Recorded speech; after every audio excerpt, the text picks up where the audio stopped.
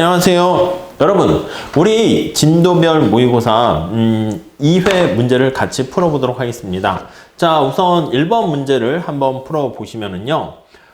J와 X랑 Y가 서로 수요 측면에서 대체제 관계라고 되어 있습니다. 그러니까 XJ랑 YJ랑 이렇게 관련이 있는데 두 재화의 관계가 대체제 관계라고 했으니까 이거는 무슨 관계입니까? 서로 경쟁 관계다라고 생각을 하시면 되겠습니다. 경쟁 관계. 그러니까 이제 X가 망하면 Y가 행복해지는 것이고 X가 흥하면 Y가 슬퍼지는 상황이에요. 그래서 대체제 관계다라고 보시면 되겠고요. 자, 그런데 Y 재화의 공급이 감소해서 Y재 가격이 상승할 때 대한 설명으로 옳은 것은 이렇게 있어요. 자, 지금 우리가 저 멀리서 Y재에 대한 시장이 여기 있습니다. 이 Y재 시장이라 할게요. 그러면 여기가 Y재의 생산량, Y재의 가격 이렇게 있어요. 자, 그런데 Y재 시장에서의 공급이 감소했다. 공급이 감소했으니까 곡선 자체가 이동하는 걸로 생각하시면 되겠죠. 그래서 이렇게 수요 공급이 되어 있습니다. 이해가 되시죠? 자, 이런 상황에서 Y재에 대한 공급이 감소하면 이런 식으로 공급 곡선이 좌상방으로 이동하게 돼요. 자, 그러면 Y재 시장에서 가격과 수량이 어떻게 됩니까 하면 가격은 올라가게 되고요. 가격이 비싸지니까 곡선을 따라서 수요 곡선을 따라서 이렇게 거래량이 줄어들게 돼요. 자, 이러한 충격이 XJ 시장에 어떤 영향을 미치는가 그걸 보려고 하는 거예요. 근데 두 재화는 지금 대체 관계, 경쟁 관계라고 그랬습니다. 자, 그러면 여기다 한번 표시를 해보면 이렇게 XJ 시장이고요. XJ 가격입니다. 자, 여기 수요 곡선이 있고 공급 곡선이 이렇게 있는 상황입니다. 자, 그러면 두 재화가 지금 대체 관계에 있기 때문에 이쪽 파란 색깔로 할게요. Y재에 대한 거래량이 감소하게 되면 X재로 고객이 이동을 해요. 그래서 Y재 가격이 비싸져서 Y재에 대한 고객이라는 것은 수요라고 생각하시면 돼요. Y재에 대한 수요가 고객이 X재로 이동을 하게 됩니다. 그래서 이동하게 되는 거야. 그럼 X재에 대한 수요가 증가하게 되죠? 그러면 X재에 대한 수요가 증가하게 되면 이런 식으로 수요 곡선이 우측 이동한다 라고 생각을 해 보시면 되겠습니다. 자, 그러면은요, 우리가 균형점이 어떻게 됩니까? 라고 하면 여기 나와 있는 것처럼 가격이 올라가게 되고 거래량이 증가하게 됩니다. 그래서 가격이 올라가게 되고 거래량이 증가하게 된다라는 거 알 수가 있어요. 그래서 뭐 다음 중 맞는 것은 이렇게 있는데 X재 가격과 거래량이 모두 증가한다를 체크하셔야 됩니다. 그래서 2번 이렇게 정리를 하시면 되겠죠. 아셨죠? 뭐 어려운 문제는 아닌 것 같습니다. 자, 이렇게 봐주시고요. 그 다음에 저장하지 말고 다음 문제를 한번 풀어보도록 하겠습니다. 2번 한번 풀어보도록 할게요. 자, 2번 문제는요, 비슷한 문제예요. 최근 원유 가격이 인상됨에 따라서 버스 운행에 소요되는 비용이 증가하였다. 아울러 시내버스와 대체제 관계에 있는 지하철 요금이 인상되었다. 그러니까 막 충격이 여러 가지 있는데 이 노는 동네가 어딘가를 보셔야 된다고 늘상 말씀드립니다. 자, 시내버스와 지하철의 수요 곡선은 모두 우하향하며 공급 곡선은 모두 우상향하는데 그랬을 때 시내버스의 시장 균형 가격과 거래량은 어떻게 되니? 이렇게 보시면 돼요. 자, 관심사가 되는 게 시내버스라는 거를 잘 생각을 하세요. 여기 보시면 버스 시장이 되겠습니다. 버스 시장에 대한 이 뻐라고 쓸게요. 그리고 버스 시장에 대한 가격 이렇게 있어요. 자, 수요 곡선은 우하향하고 공급 곡선은 우상향하는 그런 상태가 되겠습니다. 아셨죠? 자, 여기 외부적인 충격인 쇼크가 오게 됩니다. 어떤 쇼크가 있어요? 유가, 원유 가격이 상승했어. 그래서 원유 가격이 상승하게 됩니다. 자, 상승 이렇게 하게 되면은 자, 원유 가격 상승으로 버스 할 때 휘발유 아니면 뭐 기름이 들어가는 거잖아요. 그러니까 이게 비용이 증가하는 거야. 비용이 증가하게 되는 결과를 초래하게 됩니다. 자, 비용이 증가하게 되면 공급 곡선이 비용 곡선이라고 했습니다. 밑에서 올려다 봤을 때 그러면 상방으로 이동한다라고 보시면 될 것 같아요. 자, 그러면 얘가 상방으로 쭉 이동하게 되는 거 알 수가 있고요. 오케이, 이해되시죠? 다음 두 번째. 자, 또 다른 충격이 하나 있습니다. 어떤 충격이 있나 보시면, 여기 보시면 시내버스와 지하철 버스가 서로 대체 관계인데, 여기 보시면 시내버스와 대체제 관계에 있는, 지하철의 요금이 인상됐대요. 그러면 지하철에 대한 요금이 인상된 거야. 자, 그러면 지하철 요금이 인상되면 지하철에 대한 사람들의 소비량이 감소하게 돼요. 그럼 지하철에 대한 소비량이 감소하면 이 고객들이 다 어디로 갑니까? 라고 하면 버스에 대한 그쪽으로 이동을 하게 됩니다. 자, 그래서 우리가 지금 살펴보는 것은 바로 뭐냐면 충격이 두 개가 동시에 같이 왔을 때를 얘기하는 거예요. 보통 이제 난이도가 올라가게 되면 그 충격이 두 개 같이 왔을 때를 많이 물어보게 돼요. 자, 그럼 지하철 가격이 비싸지게 되면은 그 결과 이 충격으로 인해 가지고 버스의 관심사예요. 버스에 대한 수요가 증가해요. 이건 곡선 자체가 이동하는 거죠. 자, 그러면 버스에 대한 수요가 증가하게 되면 우측 이동하게 되는 건데, 여기서 주의하셔야 될 게 수요가 이렇게 많이 증가했다라고 합시다. 그러면 버스에 대한 수요가 이렇게 빨간 색깔로 할게요. 많이 증가하게 되면은 이렇게 D1. 그럼 이제 균형점은 어떻게 돼요? 원래 여기였었는데 여기로 가게 돼. 그럼 가격은 올라가는데 거래량은 증가하는 거 보이시죠? 가격은 많이 올라갔습니다. 근데 그게 아니라 버스에 대한 수요 증가가 우측으로 됐는데 그게 쬐끔 올라갔다라고 할게요. 쬐끔 올라가면 요만큼 올라갔다라고 할게요. 이게 D2 이렇게 됐다라고 합시다. 그러면 균형점이 여기서부터 여기로 가게 되는 거야. 그러면 이때는 거래량이 감소하게 되고 가격은 물론 올라갑니다. 자, 우리가 그래서 요 두 가지 충격이 발생했을 때 여기에 미치는 결과는 어떻게 됩니까? 라고 하면은요. 첫 번째 알 수 있는 것은 버스의 가격은 반드시 증가한다라는 거 확실히 알 수 있는데 버스에 대한 소비량은 증가할지 감소할지는 알 수가 없다. 그래서 불분명하다. 이렇게 얘기를 할 수가 있어요. 왜 그렇습니까? 네, 맞아요. 이거는 수요와 공급 곡선이 좌측 이동하고 수요 곡선이 우측 이동하는데 어느 게 더 많이 이동하느냐에 따라서 결과가 달라지죠. 만약에 정리를 해보면 여기 나와 있는 것처럼 언제 이게 버스에 대한 소비량이 증가합니까? 라고 하면 이게 D1과 같이 많이 이동했을 때 수요 곡선이 그랬을 때는 증가합니다. 자, 이 케이스는 어떻게 됩니까? 공급 곡선의 이동 크기보다 수요 곡선의 공급 곡선의 상방 이동 크기보다 수요 곡선의 우측 이동 크기가 큰 경우에 이렇게 된 경우에는 수요가 증가하니까 거래량이 증가하는데 반면에 여기 녹색깔로 나와 있는 요 케이스 있잖아요. 요 케이스는 어떤 경우입니까? 라고 하면요. 이 반대가 되는 경우라고 생각을 할 수가 있어요. 즉 다시 말씀드리면 여기다가 연결하면 자, 공급 곡선의 이동 크기가 수요 곡선의 이동 크기보다 훨씬 더 큰 경우다. 이렇게 생각을 하시면 되겠습니다. 자, 그래서 이제 결론은 어떻게 됩니까? 라고 하면요. 3번에 보시면 요금은 반드시 증가한다. 요거는 확실히 알 수 있지만 거래량이 증가할지 감소할지는 알 수 없다. 이렇게 보셔야 됩니다. 아쉽죠? 네, 그렇게 정리하시고요. 자, 그 다음에 우리 3번 문제 한번 풀어보도록 하겠습니다. 3번 문제 좀 풀어보시죠.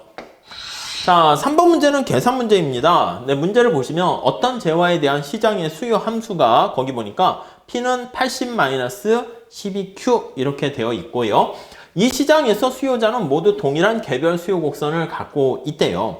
자, 이때 시장 내 수요자 수가 2배로 증가한다면 소비자들이 2배로 더 많아졌어요. 자, 그랬을 때 새로운 시장 수요 곡선은 어떻게 되니? 이렇게 얘기했습니다. 이게 수요 곡선과 공급 곡선이 두 개의 시장 전체 수요 곡선으로 합하는 방법에 대한 얘기인데요. 먼저 주의하셔야 될 거는 자, 우리가 수요 곡선 있잖아요. 이게 시장 수요 곡선이라고 해서 M이라고 쓸게요. 그러면 시장 전체의 수요 곡선 이렇게 돼 있으면 이거는 개별 어떤 소비자들의 수요 곡선을 합하는 겁니다. 근데 주의하셔야 될 게 이게 수평의 합이 되는 거야. 이게 개별이니까 이거 ID라고 소문자 쓸게요. 개별 수요 곡선을 이렇게 서메이션 하게 되는데 이때 서메이션 하는 게 우리가 아무 얘기 안 하면 이 시장은 사적제를 얘기하는 겁니다. 그리고 전제 조건은 사적제이면서 그리고 완전 경쟁 시장을 우리가 상정하게 되는 겁니다. 오케이, 이해가 되시죠? 자, 이런 상황에서는요. 여기 보시면 이게 서메이션 할 때 이걸 수평의 합이다. 이렇게 우리가 생각을 할 수가 있게 돼요. 네. 수평의 합이다라는 건 뭐냐면 이걸 합할 때 옆으로 더하는 거예요. 옆으로 더한다라고 하면 수평축에 나와 있는 게 Q인 거 이해되시죠? 그러면 이거를 Q로 정리해서 더해라 이거를 알 수 있습니다. 더해라. 이 기계적으로 좀 하셔야 됩니다. 이게 사적제가 아니라 공공제인 경우는 수직으로 더합니다. 그럼 P로 정리해서 더해라 이렇게 보시면 되겠습니다. 이해 가시죠? 자, 그래서 이거 연습을 좀 하셔야 되는데 이런 경우에는 사실 이제 난이도가 올라가게 되면 절편이 수직축 절편이 같을 때 다를 때 그거를 좀 보고 정리를 하셔야 됩니다. 그래서 수직축에 대한 절편이 동일한 경우 이렇게 되면 이게 이제 사실 위에 문제가 되는 건데 좀 난이도가 좀 쉬운 게 돼요. 그러면 여기 보시면 첫 번째 사람의 수요 곡선이 이렇게 있고 D1 이렇게 있다라고 합시다. 두 번째 사람의 수요 곡선이 여기도 똑같이 이렇게 있어. 절편이 똑같은 거야. 이렇게. D2 이렇게 있다라고 합시다. D2. 그럼 이걸 두 개를 수평으로 합한다고 말씀드렸잖아요. 수평으로 합하게 되면 어떻게 됩니까? 라고 하면 여기가 시장 전체 Q 이렇게 된다라고 하면은 이걸 옆으로 더하는 거야. 근데 옆으로 더하는데 여기 끝에 절편은 똑같게 돼요. 그래서 여기 끄트머리가 만약에 5다라고 하고 여기 끄트머리가 10이다 이렇게 되면은 가격이 빵일 때 이게 수평으로 더하면 여기가 15가 될 것이고요. 절편은 똑같으니까 이렇게 좀 더 완만하게 되는 것을 알 수가 있어요. 그런데 그게 아니라 수직축에 있는 절편이 다른 경우 이렇게요. 다른 경우. 자, 이게 두 개가 다른 경우에는 어떤 상황이 됩니까? 라고 하면은 자, 그랬을 때는 이게 굴절되는 형태가 발생하게 됩니다. 자, 여기 합쳐가지고 다시 나타내 볼게요. 여기 이제 개별 수요 곡선이 이런 식으로 돼 있어요. 이렇게. 얘는 좀 이렇게 또 이렇게 있다고 합시다. 절편이 달라요. 보시는 바와 마찬가지로 이렇게요.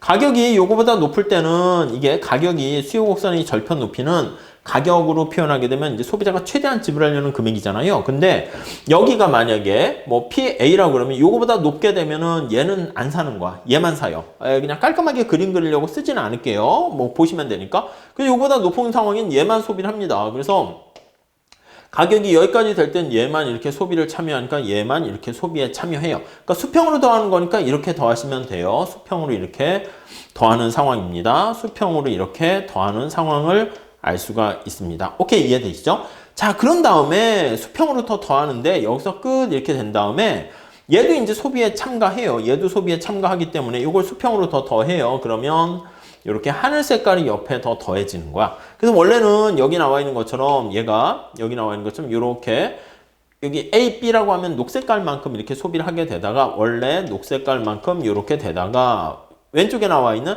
하늘색까지 이제 소비를 더 참가하게 되니까 이런 식으로 더해집니다. 그래서 하늘색깔로 이렇게 A의 소비량이 또 증가하게 되는 것을 알 수가 있게 되겠습니다. 이해되세요? 여기 그래서 굴절이 발생하게 되는 거 알 수가 있어요. 그래서 수직 절편이 이렇게 차이가 나게 되는 경우는 이렇게 다른 경우는 시장 전체의 수요 곡선이 굴절된 형태, 킹크드된 형태가 된다라는 것을 알 수가 있어요. 이건 시각적으로 우리가 그래프로 본 것이고 실제 문제를 푼다라고 하면 Q로 정리해서 더해라 이렇게 되어 있어요. 그래서 여기 보시면 시장 전체에 여기 보시면 수요 곡선이 이렇게 있는 거 있잖아요. 요거를 Q로 정리를 하셔야 돼요.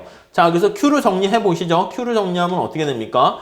Q로 정리를 하게 되면 Q는 이게 12 이렇게 나눠주면 되니까 Q는 80 P 이렇게 되고요. 12 이렇게 되는 거 알 수가 있어요. 그래서 이걸 이렇게 똑같이 생긴 수요 함수인데 이게 2배가 되는 거야. 2배가 됐다? 그럼 이제 곱하기 2를 해주면 되는 거잖아요. 그래서 새로운 시장의 마켓의 수요 곡선은 새로운 뭐 프라임 이렇게 써놓을까요? 자, 그러면 이걸 서메이션 해가지고 더하는 겁니다. 이것도 시장 전체니까 M이라고 하면 M 이렇게 있는데 이걸 더하는 겁니다. 더하는데 이게 어떻게 돼요? 이게 서메이션 2번 더하라는 게 이제 곱하는 거잖아요. 그래서 2를 곱하고 저기 나와 있는 것처럼 12분의 여기 나와 있는 80 P 이렇게 써주시면 되겠어요.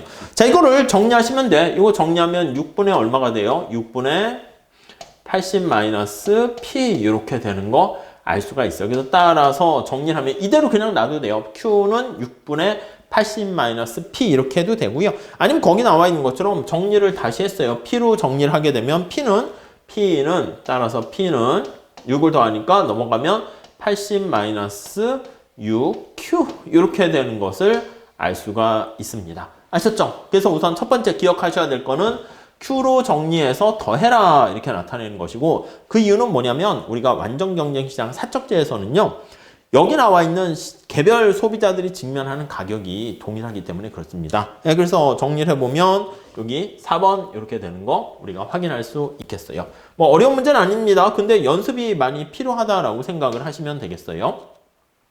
자, 다음에 우리 같은 문제예요. 4번 문제 한번 풀어볼게요. 자, 4번 문제를 한번 보시면은요, 어떤 상품에 대한 개별 수요가 이렇게 나와 있는데 5,000명의 소비자들이 있고요, 개별 공급 곡선이 이렇게 나와 있는데 역시 마찬가지입니다. 자, 여기다 한번 살짝 한번 체크할게요. 자, 여기 보시면 수요 곡선과 공급 곡선이 쭉 이렇게 있습니다. 수요 곡선은 이거 P로 돼 있는데, 그냥 수요 곡선이 Q로 돼 있는데 P로 바꿔서 원래 그림 그릴 땐 그려야 돼요. 그래서 P는 어떻게 돼 있어요? P는 10-Q 이렇게 돼서 여기가 10이고요. 우하향하는 직선 이렇게 돼 있는 거 알 수가 있어요. 뼈대만 그릴게요. 자, 공급 곡선은 어떻게 됩니까? P로 바꾸면은 만약에 Q가 제로가 되면 P는 1 이렇게 됩니까? 1 해서 여기 우상향하는 공급 곡선, 수요 곡선 이렇게 있어요. 여기가 뭐 1 이렇게 돼 있으면, 자, 그러면 이렇게 똑같이 생긴 사람들이 보면은 이 소비자들은 몇 명 있습니까? 5,000명이 있어. 이렇게 생긴 사람들이 5,000명이 있어요. 그래서 사람의 수가 5,000명 이렇게 있어요. 그럼 이게 5,000을 곱해주면 되는 거예요. 근데 이걸 곱할 때는 어떻게 해야 된다? 맞아요. Q로 정리를 해서 정리 후 5,000을 곱해주면 돼요. 그러면 이제 수요 곡선이다라고 하면 시장 전체 수요 곡선은 서메이션 개별의 어떤 수요 곡선을 소문자로 써도 되긴 한데 그냥 이렇게 씁시다. 뭐 하참자를 쓸까요? 뭐 이렇게 개별의 소비자들의 수요량을 나타내는 겁니다. 그럼 이 서메이션 한다는 게 바로 뭡니까? 라고 하면 이게 5,000명이 되기 때문에 5,000을 곱해주면 되는 거예요. 그래서 여기다가 5,000을 곱해주고요. 그 다음에 이제 소비하는 사람들이 여기 Q를 그대로 가져오면 되는 거죠. 자, Q는 여기 Q로 돼 있어요. 10-P 이렇게 있잖아요. 그래서 10-P 이렇게 돼 있는 거 확인할 수가 있습니다. 자, 이걸 정리하면 이게 바로 새로운 시장의 수요 곡선이 되는 거예요. 아시겠죠? 그래서 5,000-5,000P 이렇게 되는 거 확인할 수 있겠고요. 다음 공급 곡선도 마찬가지입니다. 공급 곡선도 시장의 공급자가 얼마나 있는가를 봐서요. 봐야 되는데 여기 어떻게 있어? 생산자들이 500명 존재하는 거 알 수 있어요. 그래서 사람들의 수가 M이라고 할까요? 그러면 500명 이렇게 존재합니다. 자, 그렇게 되면 역시 마찬가지로 Q로 정리를 해요. Q로 정리 후 더해라 이렇게 되는 것을 알 수가 있죠. 자, 그러면 이게 QM이라고 하면 공급자들, 여기는 뭐 수요 곡선이라고 해서 이렇게 할까요? 자, 그러면 이거 어떻게 됩니까 하면 서메이션 해가지고 Q 공급자들을 다 합하게 되는 거예요. 역시 Q로 정리하는데 Q로 여기 잘 돼 있습니다. 어떻게 돼 있어요? Q는 -20 플러스 20P 이렇게 있잖아요. 그러면 이게 지금 몇 명입니까? 다시 말씀드리는데 이게 지금 500명이라고 말씀드렸죠. 그러면 500번을 다 더할 겁니까? 그냥 500을 곱하면 되는 거잖아요. 이렇게 되시고 곱하기, 그 다음에 여기 이제 Q를 그대로 가져오는 거야. Q가 얼마라고 했습니까? -20 플러스 20P 이렇게 돼 있어요. 그러니까 -20 플러스 20P 이렇게 되는 거 알 수 있네요. 이걸 정리를 하시면 오케이 될 것 같습니다. 그 정리하는 작업은 여러분들이 하세요. 그렇게 해서 여기에 나와 있는 시장에서의 수요 곡선과 시장에서의 새로운 공급 곡선을 같이 같아지는 거 요걸 찾아내면 되는 것이고, 그때 P가 얼마냐면 4 이렇게 되는 걸 확인할 수 있습니다. 그럼 P는 4가 되는 것이고, Q를 대입하면 3만이 됩니까? 그래서 Q는 3만 이렇게 되는 것을 알 수가 있겠습니다. 아셨죠? 네, 그래서 답은 거기 보시면 3번 이렇게 되는 거 확인할 수가 있겠어요. 뭐 이런 패턴인데 잘 좀 체크해 두시면 좋겠고요. 자, 그 다음에 5번 문제를 같이 한번 풀어보도록 하겠습니다. 자, 5번 문제를 볼게요. 어떤 소비자가 사과의 가격 변화에 관계없이 매달 일정 액수의 금액을 사과 소비에 지출한다. 이거 어떤 꼴입니까? 우리 얘기할 때 이런 얘기 했었습니다. 제가 재미난 특징이 내가 10만 원을 투자해요. P 곱하기 Q. 요게 10 이렇게 항상 일정하다고 할게요. 요게 이제 지출액이 되는 거예요. 총 지출액. 이거는 기업 입장에서는 총 수입액 이렇게 되는 거예요. 자, 이걸 다시 한번 해석해 봅시다. 가격 곱하기 Q, 얼마짜리 몇 개 샀니 이건데 이게 항상 10으로 일정한 거야. 그래서 우리 개인 입장에서의 개별 소비자 입장에서는 총 지출액이 또는 기업 입장에서는 토탈 레버뉴예요. 총 수입액이 얼마로? 여긴 10으로 일정합니다. 액이 일정하다 이렇게 돼 있는 상황이에요. 일정한 경우 이렇게요. 네, 이해하시겠습니까? 이렇게 일정한 금액입니다. 그럼 이게 그림 자체를 제가 그리기도 했었어요. 여기 보시면 여기가 Q가 되고요. 여기가 P 이렇게 돼 있잖아요. 이게 직각삼각선 형태가 되는 거예요. 그러면 P로 정리하시면 되겠지. P로 정리하면은 Q분의 10 이런 꼴이 되잖아요. Q분의 10 이런 꼴이 돼요. 자, 그러면 만약에 P가 10이다 라고 하면 P가 10이면 Q는 얼마야? 하나 판매하니까 이렇게 되는 거예요. 이게 바로 총수입 이렇게 돼요. 얼마? 이 면적이 바로 10 이렇게 돼요. 자, 만약에 하나만 더 할게요. P가 만약에 5면 어떻게 됩니까? 5면 두 개가 팔려요. 그래서 2 이렇게 되는 거 알 수 있어요. 여기 나와 있는 이 면적도 10 이렇게 일정한 거 확인할 수가 있고요. 만약에 P가 1이면 어떻게 될까요? P가 1이면 쭉 해서 Q는 여기에 해당하는 10 이렇게 되는 것을 알 수가 있습니다. 자, 그래서 이 빨간 색깔 면적도 10 이렇게 돼요. 그러면 여기 나와 있는 것처럼 총 지출액과 총 수입액이 일정한 경우에는 이때는 좀 탄력성이 특이한 경우라고 제가 말씀을 드리지 않았습니까? 직접 계산을 하셔도 되고요. 그랬을 때 계산을 해보면 항상 탄력성이 1이 된다라는 거 알 수가 있어요. 자, 우선 탄력성에 대한 공식에 한번 살짝 내용을 집어넣어 보도록 할게요. 자, 이렇게 되어 있는 경우에 탄력성을 구합니다. 그러면 수요에 대한 가격 탄력성은 우선 앞에는 미분을 해야 되잖아요. 그래서 델타 P, 델타 Q 이렇게 놓고 Q분의 P 이렇게 놓습니다. 네, 이해되셨죠? 자, 그러면 우선 얘를 만약에 미분한 값을 이렇게 하려면 이걸 수요 곡선식 같이 표현해야 돼. 이렇게 놓으면 안 되고요. Q는 이렇게 놓으셔야 되는 거죠. Q는 P분의 10 이렇게 되는 것이고요. P분의 10 되는데 이걸 지수로 다시 쓰면 10에다가 P의 마이너스 1 이렇게 되는 거예요. 자, 미분하면 어떻게 돼요? 미분하게 되면은 얘가 마이너스 1이 앞으로 내려가요. 마이너스 1이 앞으로 내려가고 그 다음에 10 써주고 P의 마이너스 2 이렇게 써주면 되겠죠. 이해 가시죠?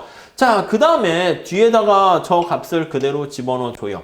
Q분의 P 이렇게 했는데 우리가 P로 정리하고 있으니까 Q를 직접 여기다가 집어넣어 보도록 할게요. Q를 여기다 집어넣어요. Q는 얼마라고? 여기 보시면 이거 P분의 10 이렇게 돼 있잖아요. 그러니까 P분의 10 이렇게 됩니다. 자, 그러면 요거를 정리를 한번 해볼게요. 정리를 해보면 10 지워지고 얘 하나 지워지고 얘도 지워지고 우리가 이걸 계산하게 되면 결국 탄력성의 값은 어떻게 됩니까? 하면 마이너스 1 이렇게 돼요. 절대값을 씌우게 되면은 맞습니다. 그냥 1 이렇게 하고요. 그러니까 그건 문제에 따라서 보셔야 됩니다. 이렇게 직접 계산을 하는 방법도 있고 아니면 이렇게 돼 있잖아요. 이렇게 되는 경우에 우리가 변화율로 우리가 나타낼 수가 있어요. 변화율로. 여러분, 변화율로 나타내는 방법은 변화율로 표현을 하게 되면 변화율로 나타내는 방법은 어떻게 돼요? 곱하기는 더하기고 나누기는 빼기입니다. 그럼 이거 10에다가 델타 10 이거는 빵이 될 겁니다. 얘는 여기 보시면 P 곱하기 Q니까 곱하기잖아. 그러니까 더하기가 되겠죠. P분의 델타 P 더하기 Q분의 델타 Q 이렇게 되는 것을 알 수가 있습니다. 그러면 이렇게 변화율로 표현한 다음에 얘가 여러분들은 빵이라는 것을 생각하시면 되겠어요. 그럼 탄력성 구할 때 어떻게 됩니까? 요거 가만히 생각해 보시면 원래 오리지널 탄력성 공식은 어떻게 돼요? 탄력성 공식은 변화율 이렇게 바꾸기 전에 가격의 변화율 분해야 하니까 P분의 델타 P 그 다음 Q분의 델타 Q 이렇게 되는 거잖아. 그럼 여기 보시면 P와 Q가 두 개가 서로 마이너스 부호만 다를 뿐이지 값이 똑같습니다. 그러면 얘와 얘가 그대로 지워져서 마이너스 1 이렇게 되는 거 알 수 있어요. 그래서 결론은 절대값을 씌우거나 마이너스에서 우리는 부호보다는 절대값이 관심이 있으니까 정리를 하게 되면 1이다 라는 거 알 수가 있어요. 자, 그렇게 정리를 하시면 되겠고요. 자, 다음에 우리 6번 문제 좀 한번 풀어보도록 하겠습니다. 자, 6번은 말문제네요. 자, 여기 한번 보시면 수요의 가격 탄력성에 대한 설명 중 옳은 것은 이렇게 나와 있어요. 1번, 일반적으로 수요의 가격 탄력성이 작은 재화일수록 가격이 안정적이다? 좀 표현이 좀 그런데요. 수요의 가격 탄력성이 작다라는 건 뭐예요? 가격이 변해도요, 수요량이 크게 변하지 않는 거예요. 자, 다시요. 1번 보시면 수요의 가격 탄력성이 1보다 좀 작다라고 하면은요, 탄력성 구하는 공식이 어떻게 되는 거야? 그래서 만약에 P가 변할 때 이게 더 작은 거니까 이렇게 한번 쓸까요? 이렇게 할게요. 탄력성 구하는 공식은 우리가 앞에서 본 것처럼 P분의 델타 P 의 가격의 변화율이고요. 얘는 Q, 수요량의 변화율이에요. 그러면 얘가 1보다 작은 게 수요의 가격 탄력성이 작은 거 아닙니까? 자, 그러면 요거를요, 우리가 요걸 묶어가지고 이쪽으로 옮겨서 정리를 해볼게요. 그러면 얘를 다시 한번 써봅니다. 1, 2 가게 되면 Q분의 델타 Q는 어떻게 됩니까? 라고 하면 P분의 델타 P가 된다라는 것을 알 수가 있겠죠. 자, 그러면 여기 나와 있는 것처럼 가격이 안정적인 게 아니라 가격이 더 큰 폭으로 변한다라는 걸 알 수가 있어요. 자, 그러니까 수량의 변화율하고 가격의 변화율을 비교해 보면 가격의 변동성이 더 크다라는 것을 우리가 확인할 수 있죠. 자, 그렇게 돼가지고 우리가 요 5번 문제는 1번은 띵 틀렸고요. 다음 2번 볼게요. 자, 수요의 기울기가 2번 한번 보시면 수요의 기울기가 급한 재화일수록 가격 탄력성은 크다 이렇게 나와 있는데, 여러분 탄력성은 기울기의 역수라는 거 보이시죠? 이거 다시 한번 정리할 때는 델타 P분의 델타 Q, 그 다음에 Q분의 P 이렇게 쓰는 거 알고 있습니다. 자, 그러면 우리가 뭘 얘기했었습니까? 얘가 기울기랑 관련되어 있는 건데 이거는 기울기의 역수다 이렇게 얘기했었습니다. 기울기분의 1 이렇게요. 그러니까 기울기가 작을수록 탄력성은 커지고 기울기가 클수록 탄력성은 작아진다 라는 거 알 수 있고, 얘는 어떤 값을 나타내요? 위치를 나타낸다고 말씀드렸죠. 어디에 위치해 있니? 이렇게 나타낼 수가 있어요. 그래서 요거의 곱으로 볼 수가 있고요. 아니면 우리가 요거를 이제 평균과 한계와의 관계로도 이제 볼 수는 있어요. 그러면 나중에 어차피 또 할 거니까. 아무튼 정리를 해보면 탄력성 값은 기울기에 대해서 반비례 관계다 라는 거 알 수가 있어요. 그러니까 여기 있는 것처럼 기울기가 대체로 생필품은 수요의 기울기가 대체로 급한 재화일수록 수요의 가격 탄력성은 작다. 급하면 작고 기울기가 작을 때 크다. 이렇게 해야죠. 자, 다음 3번 한번 볼게요. 3번은 자, 생필품은 대체로 가격 탄력성이 높다? 아니요. 생필품이라는 건 필수재에 해당하는 거잖아요. 우리가 이제 보통 얘기할 때는 사치재 같은 경우가 이제 가격 탄력성이 좀 크고요. 필수재 같은 경우는 가격 탄력성이 좀 더 작다. 왜냐면 우리가 꼭 생활에 필요한 뭐 밥이라든가 치약이라든가 이런 것들은 우리 생활에 꼭 필요하죠. 그렇기 때문에 작다. 이렇게 얘기를 해야 되겠습니다. 이해 가시죠? 다음 4번 볼게요. 수요의 가격 탄력성이 1보다 큰 경우는 재화의 가격이 하락하게 되면, 4번 한번 보시면 수요의 가격 탄력성이 1보다 크다 이렇게 돼 있습니다. 가격이 민감하게 변하는 거예요. 자, 그럼 총수입은 어떻게 됩니까 하면 P 곱하기 Q 이렇게 설명을 드렸잖아요. 자, 이랬을 때 재화에 대한 소비자들은 총 지출이고 기업은 총 수입이 되는 거예요. 자, 그런데 재화의 가격이 하락하면 이렇게 나와 있어요. 재화의 가격이 하락하면 그러면 이게 탄력성이 1보다 크기 때문에 어떻게 Q가 조금 변해요? 크게 변해요. 아니, 탄력성이 큰 거니까 이렇게 많이 변한다라는 것을 알 수가 있을 겁니다. 자, 그러면 여기 나와 있는 TR은 증가한다라고 우리가 얘기를 할 수 있겠죠. 오케이, 이해가 되시죠? 그래서 총 지출은 증가한다. 맞고요. 자, 그 다음에 5번째 5번 질문 한번 봅시다. 자, 여기 보시면 수요의 가격 탄력성이 일정한 재화의 수요 곡선은 기울기가 일정한 우하향하는 직선이다? 아니요, 직선은 아니고 어떤 경우가 됐어요?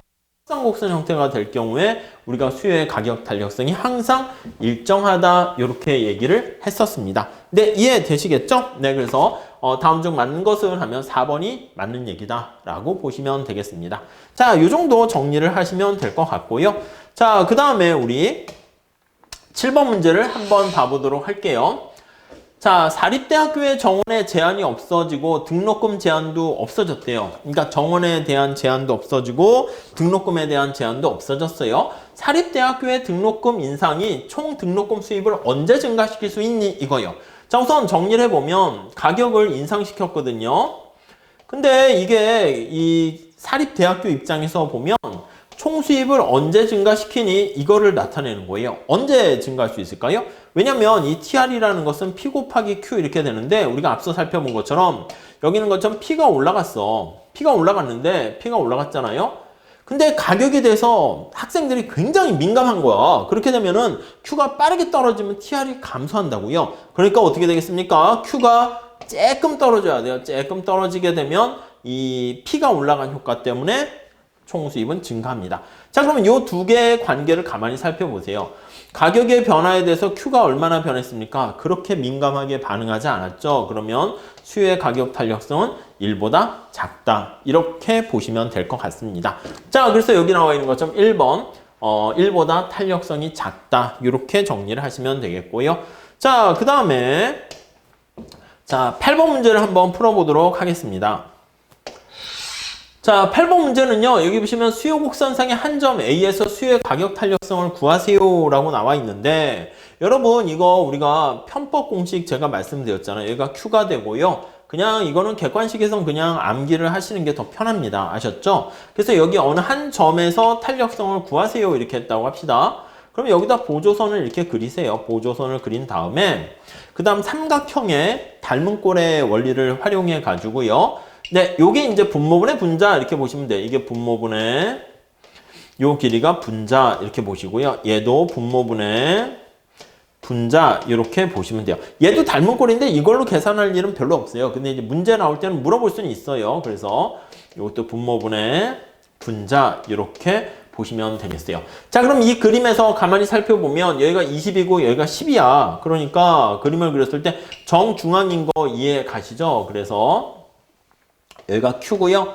자, 여기 쭉 문제가 있는데 여기가 20이에요. 근데 여기가 10일 때 물어보고 있어. 그러면 요게 두 개 정확하게 가로지르니까 분모분의 분자하면 어떻게 됩니까? 1이지 1. 그래서 탄력성이 이때는 1이다 라는 것을 확인할 수가 있습니다. 오케이. 뭐 그 정도 정리하시면 될 것 같고요. 자, 그 다음 문제 한번 풀어보도록 하겠습니다. 자, 9번 문제. 9번 문제는 말이 긴데 이건 한번 여러분들이 한번 읽어보세요. 여러분들은 쭉 이렇게 읽어보시면 첫 번째는 거기 뭐 해설에도 넣어놨는데 사람마다 느끼게 되는 기회비용이라는 게 어떻게 돼요? 달라요. 달라. 그러니까 내가 만약에 이번 주말에 놀러 간다 할 때 A라는 사람과 B라는 사람과 C라는 사람과 뭔가를 포기했느냐가 다 다르기 때문에 다 다르다라는 거기에 좀 초점을 맞추시면 될 것 같고요. 그리고 기회비용이라는 것은 직접적인 명시적 비용 말고 암묵적인 묵시적 비용 그것까지 고려하는 것이다 라고 보시면 되겠습니다. 뭐 답은 1번 되는 건데 그냥 요거는 그냥 넘어가도록 할게요. 자, 우리 10번 문제를 한번 풀어보도록 하겠습니다.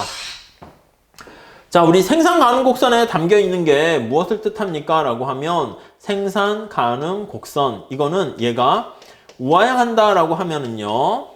네, 맞아요.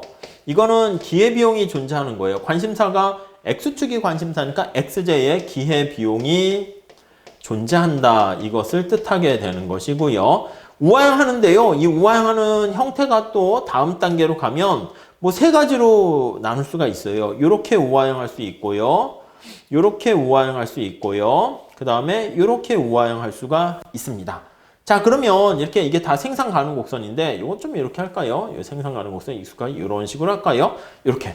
자, 그러면 이게 접선의 기울기가 바로 XJ 기회비용이거든요. 근데 접선의 기울기가 얘는 가파르다 완만해지고 얘는 일정하고요. 얘는 완만하다 가파라지는 거 알 수가 있습니다. 그래서 이렇게 되면은 이거는 XJ에 대한 기회비용이 가파라지니까 재증한다 이렇게 얘기를 하고요. 얘는 기회비용이 일정하다 이렇게 얘기하고요. 얘는 기회비용이 체감한다 이렇게 얘기를 하게 됩니다. 네, 이해되시겠죠? 그래서 그 정도 보시면 되겠어요. 자, 우리 문제 좀 볼게요. 다음 중 타당하지 않은 것은 1번 생산 가능 곡선은 경제 내의 모든 생산 요소를 가장 효율적으로 투입했을 경우 최대로 생산 가능한 조합을 나타내는 곡선이다. 뭐 그게 개념이니까 맞는 얘기입니다. 2번 생산 가능 곡선이 원점에 대해서 오목하게 된다면 오목한 게 이게 오목한 거 이해되세요? 얘가 오목하게 되는 거예요. 원점에 대해서 여기가 원점이니까 거기서 보는 거죠. 오목하게 된다라고 하면 여기 나와 있는 것처럼 희소성을 반영 아닙니다. 이 희소성을 반영하는 것은 여기 나와 있는 것처럼 우하향한다. 그런 기회비용이 존재한다. 여기 희소성이 반영되어 있다. 이렇게 되는 것이기 때문에 이 우하향하는 거랑 이제 희소성 그게 같은 것이지 오목볼록 이거는 기회비용이 체증이냐 일정이냐 체감이냐 그거와 관련된 것이다 라고 보시면 되겠어요. 그래서 2번이 띵 틀렸고요. 생산 가능 곡선 내부에 어느 한 점에 있다는 것은 그쵸 낭비가 있는 거야. 비효율성이 있다라는 거 알 수가 있고 4번 생산 가능 곡선의 접선의 기울기를 한계 변환율 맞아요. 이 접선의 기울기가 뭡니까 하면은 이걸 기회비용이라고 제가 말씀을 드렸잖아요. 뭐에 대한 뭐의 기회비용입니까 라고 하면은요 X에 대한 기회비용이야. 근데 Y0 표시한 이 뜻이야. 표시한 X제의 기회비용이다. 이렇게 보시면 될 것 같습니다. 아셨죠? 네, 그렇게 봐주시고 다음 기회비용이 체증한다라는 것은 이게 뭡니까 하면 이게 체증이잖아요. 이게 바로 뭐냐라고 하면 해설에도 있고 제가 말씀드린 것처럼 X축이 축구팀이라고 합시다. 그럼 Y제에 나와 있는 게 합창팀이라 합시다. 그러면 축구팀을 하나 더 만드는 데 있어서 처음에는 합창을 싫어하는 사람들이 이제 축구팀 한 팀 만들어 갈 때 막 간단 말이에요. 그렇게 되니까 합창부에 별로 피해가 별로 크지 않은데 점차 축구팀이 많아질수록 나는 노래를 하고 싶은데 억지로 축구하라고 하는 경우가 발생하는 거잖아요. 그러니까 축구팀 하나를 만들 때 합창팀에 대한 피해가 굉장히 커요. 그렇게 되니까 축구팀 하나에 대한 기회비용이 커진다라고 보시면 될 것 같습니다. 그 이유를 여기 나와 있는 것처럼 어떤 생산물에 대한 투입물이 이질적이다라는 것을 알 수 있어요. 만약에 우하향하는 직선인 경우에는 그게 전부 다 사람들의 능력이 똑같은 동질적이다라는 것을 생각하시면 될 것 같습니다. 자, 여기서 한 10문제를 풀어봤는데 뭐 별로 어렵진 않을 거예요. 근데 처음에 공부하시거나 문제 풀 때는 어려워요. 그렇지만 이거를 반복해서 한번 보고 연습을 하시게 되면 뭐 그냥 할만하네 이렇게 될 겁니다. 아셨죠? 네, 경청해 주셔서 감사드리고요. 다음 기회에 또 뵙도록 하겠습니다. 감사합니다.